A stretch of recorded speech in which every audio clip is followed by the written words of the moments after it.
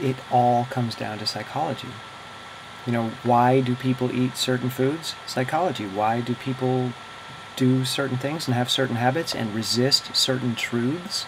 Psychology. Why do people come to one of my talks and they take notes on what to eat and then they don't make any changes to their diet? Psychology. You know, in 10 minutes I can give you all the information you need about a healthy diet. 10 minutes or less, you'll have all the information you need.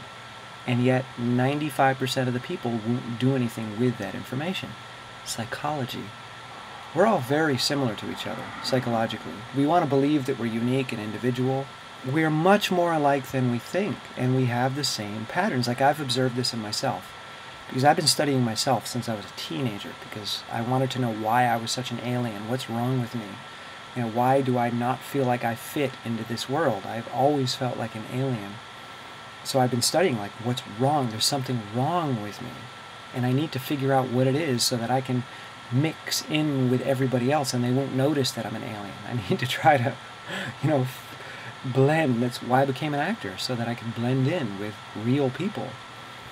And what I've learned over the course of decades of study in psychology and neuroscience now is that there are so many people that have that same belief, that they're an alien and that they don't fit in and that everybody else is going to find out that they're somehow different and they're going to attack them. Many of the hang-ups that I have, many of the stories that I tell myself, I thought I invented them and I was always ashamed of them.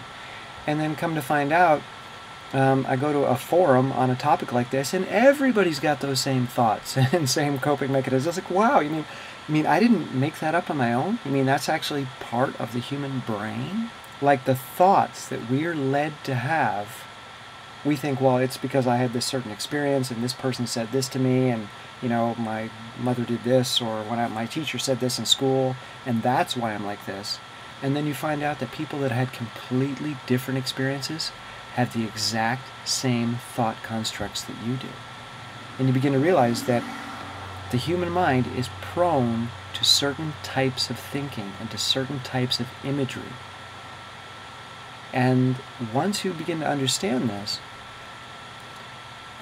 first of all, you can be a lot more gentle with yourself, but then you can be gentle with other people because you realize that what they're doing is not a conscious choice. This is something that I'm coming to realize. And this is a very controversial thing to say because people don't want to hear this, because it's their mind that's hearing it. The brain creates the mind.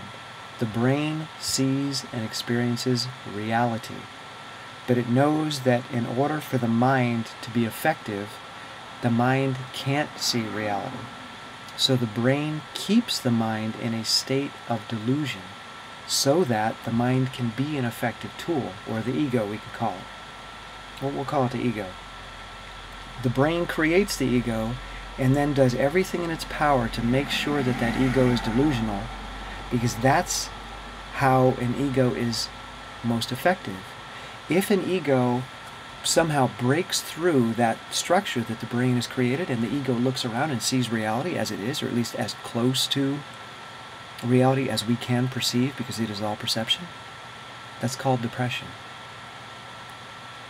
When the mind breaks free of those constraints that the brain has been putting on it, and you see things as they are, you see the trends, you see the cruelty, you see the inconsideration, you see the violence, you see the hatred, you see the judgment, and you see the garbage, and you see people just consuming without any consideration of the effect on themselves and on the world around them. When you see all that clearly, how can you not be depressed?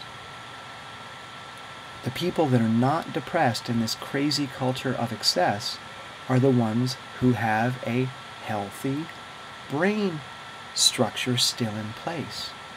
The brain doesn't want the ego to see the truth, because if it sees the truth, it won't want to have babies anymore. It's a survival thing. How did we keep human beings procreating long before we had civilization? Life was hard. Okay, a deer doesn't really have a whole lot of cognitive capacity. It finds food, it finds shelter, it's got some basic emotions. I'm not saying a deer is dumb. It's definitely smart enough to get around, but it doesn't have our cognitive capacity. It doesn't have this massive prefrontal cortex that we do. So a deer isn't thinking about things. It's not ruminating.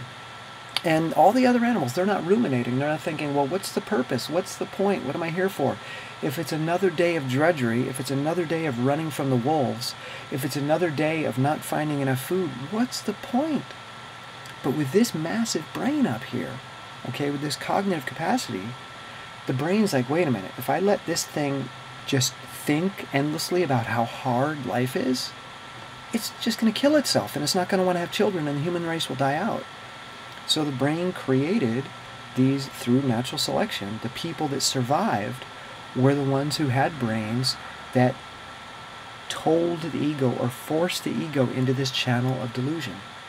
If the brain's natural structure is for you to be in a delusional state and to see things much more rosy than they really are, then maybe delusion is mental health.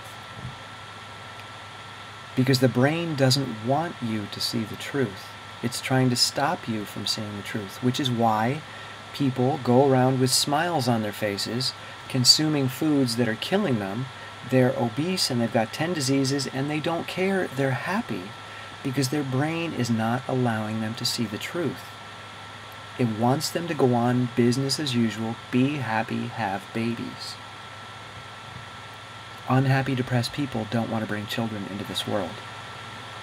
So if all human beings saw the truth, we would disappear within a matter of a generation or two. But then we could create a different truth. Then we could actually change something.